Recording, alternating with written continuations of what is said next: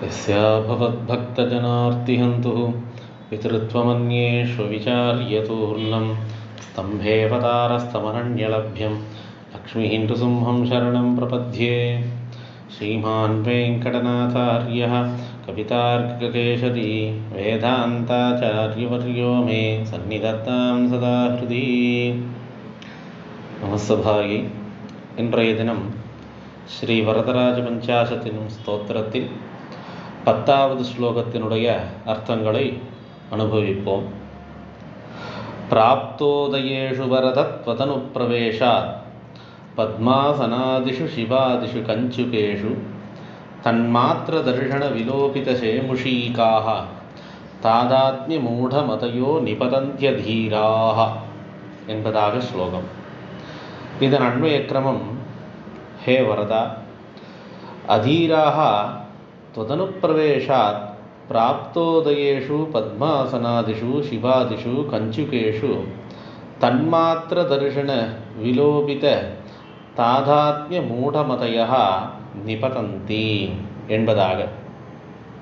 சுவாமி தேசிகன் பிரதானமாக இந்த ஸ்லோகத்தில் எம்பெருமானான ஸ்ரீமன் நாராயணன் மற்ற தேவதைகளான க்ஷுத்ர தேவதைகளான சதுர்முக பிரம்மாவிலேருந்து ஆரம்பித்து சிவன் முதலானவர்கள் எல்லோரும் எம்பெருமானும் அவர்களும் ஒன்று அப்படின்னு நினைக்கக்கூடாது, வெவ்வேறு தான் அப்படிங்கிற அர்த்தத்தை பிரதானமாக இந்த ஸ்லோகத்தின் மூலியமாக சுவாமி தேசிகன் சாதிச்சிருக்கார்.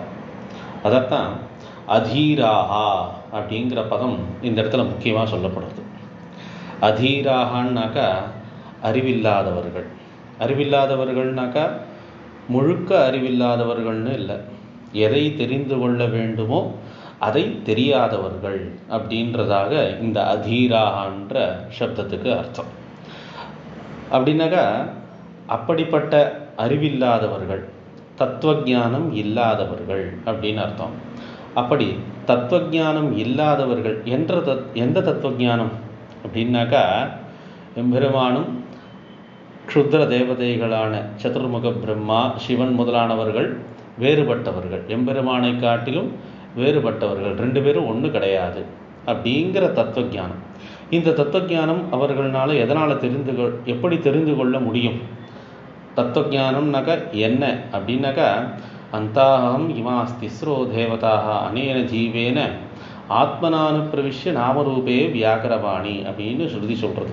என்னன்னாக்கா ஒரு பொருளை சிருஷ்டித்து அதுக்கு ஒரு பெயர், உருவம் இத்தியாதிகள்லாம் கொடுத்து அதனுள்ள தானே பிரவேசித்து உள்ள அந்த எல்லா வஸ்துக்களுக்குள்ளேயும் பெருமாள் அந்தர்யாமியாக இருக்கிறான். அப்படி அந்தர்யாமியாக இருக்கும் பட்சத்தில் தான் அந்த பொருள் பொருளாகவே கருதப்படுறது. அந்த விதத்தில் தான் சதுர்முக பிரம்மாவானும் சரி, சிவனாக இருக்கட்டும், யாராக இருந்தாலும் சிருஷ்டிச்சுட்டு உருவம் பெயர் இத்தியாதிகள்லாம் கொடுத்து தானும் அந்தர்யாமியாக பிரவேசித்து உள்ளே இருக்கிறான். அப்படி சிருஷ்டி ஸ்திதி பிரளயமாகிற 3 காரியத்தையும் பண்ணுறார் அப்படின்னு போன ஸ்லோகத்தில் சொல்லப்பட்டது. ஒருத்தர் ஒரு காரியம் தானே பண்ண முடியும் அப்படிங்கிற ரீதியில் 3 காரியம் அவருக்கு சொல்லப்பட்டிருக்கு. அப்படின்னாக்கா ரட்சிக்கிறதுன்றது பெருமாளுக்கு வச்சுக்கலாம். அப்போ சிருஷ்டிக்கிறதும் சம்ஹாரம் பண்ணுறதும் சதுர்முகனும் ருத்ரனும் பண்ணுறா அப்படின்ற ரீதியில் எடுத்துக்கலாமா அப்படின்னாக்கா அது கிடையாதுன்றதை இந்த ஸ்லோகத்தின் மூலியமாக முக்கியமாக தெரிவிக்கிறார். என்னன்னாக்கா இப்போ சொல்லப்பட்ட பிரகாரம் ஒருத்தர் சிருஷ்டித்து பெயர் உருவம் இத்தியாதிகள்லாம் கொடுத்து தானும் உள்ள அந்தர்யாமியாக பிரவேசித்து தான் அந்த காரியத்தை பண்ணுறார். இப்போ சதுர்முகனாகட்டும் சிவனாகட்டும் 2 பேரையும் சிருஷ்டித்து தான் அவளுக்குள்ள அந்தர்யாமியாக இருந்துண்டு அந்த சிருஷ்டி காரியத்தையும் சம்ஹார காரியத்தையும் பண்ணுறார்.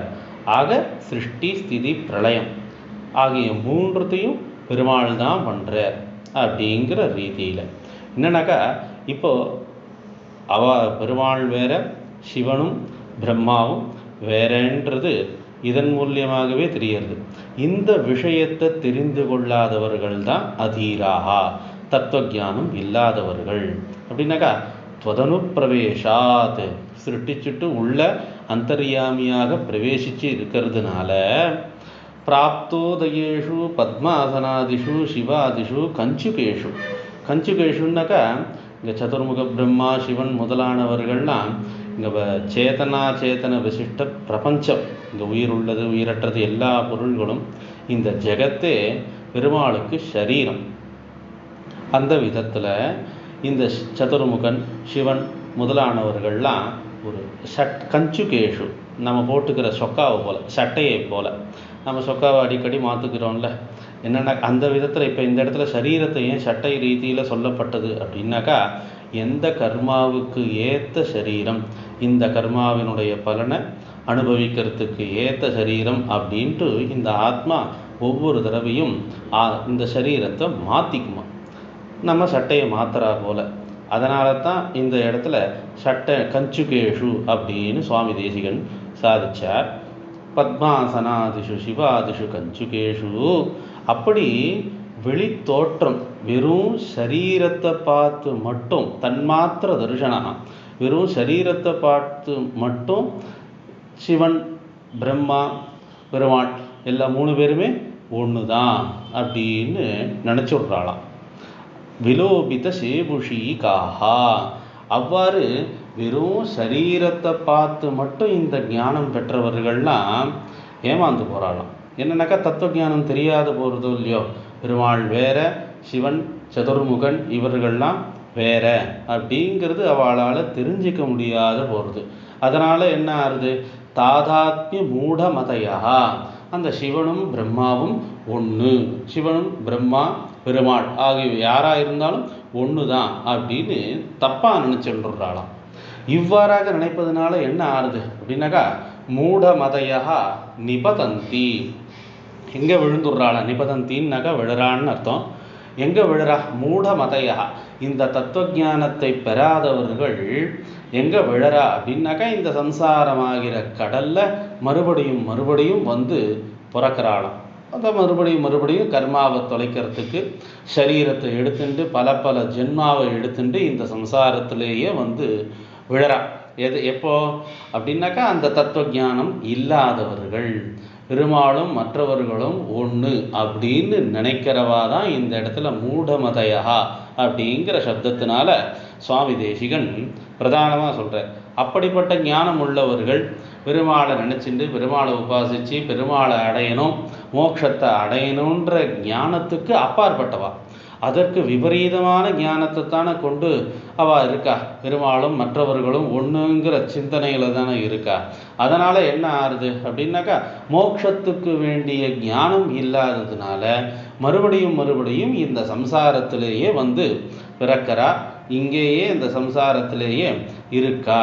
அதனால் அந்த தத்துவஞானம் இல்லாதவர்களுடைய நிலை இவ்வாறாக இருக்கிறது என்பதாக சுவாமி தேசிகன் இந்த ஸ்லோகத்தில் வெகு விவரணமாக சாதித்திருக்கிறார். கவிதார்க்கிக சிம்ஹாய கல்யாண குணசாலினே ஸ்ரீமதே வெங்கடேஷாய வேதாந்த குரவே நமஹ.